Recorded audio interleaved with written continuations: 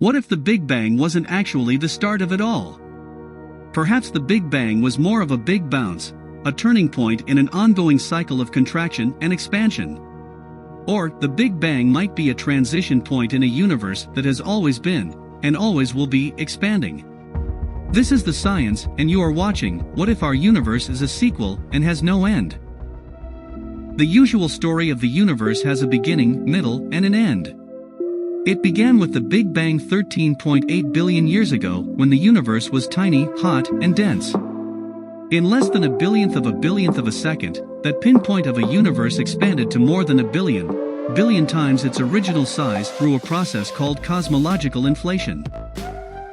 When things finally cooled enough for the first hydrogen atoms to form, the universe swiftly became transparent. Radiation burst out in every direction, and the universe was on its way to becoming the lumpy entity we see today, scattered particles. Eventually these lumps of matter will drift so far apart that they will slowly disappear, according to some models. The universe will become a cold, uniform soup of isolated photons. It's not a particularly dramatic ending, although it does have a satisfying finality. Many competing Big Bang alternatives stem from deep dissatisfaction with the idea of cosmological inflation.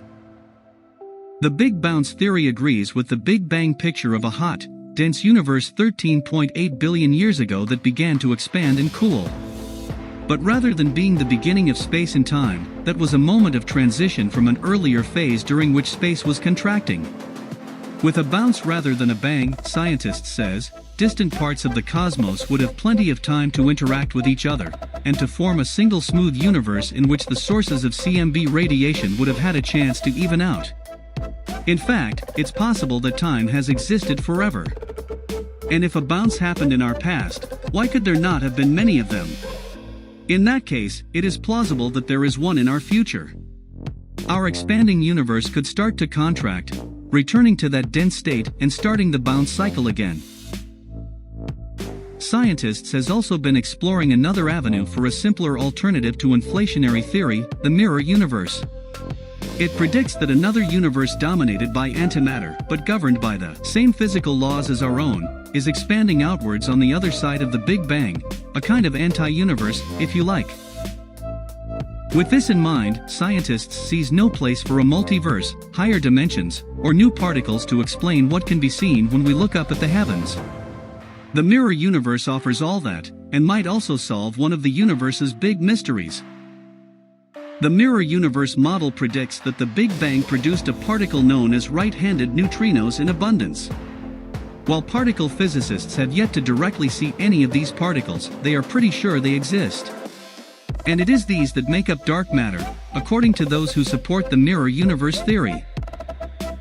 The conclusion we come to is that we see these spots in the sky with 99.98% confidence.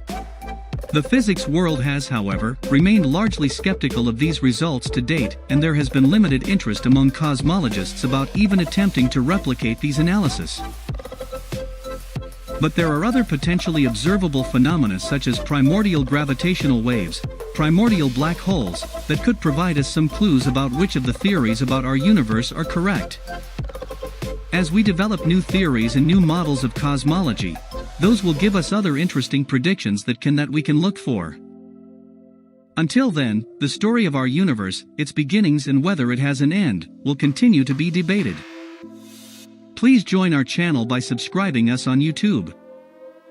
Thank you for giving us your important time.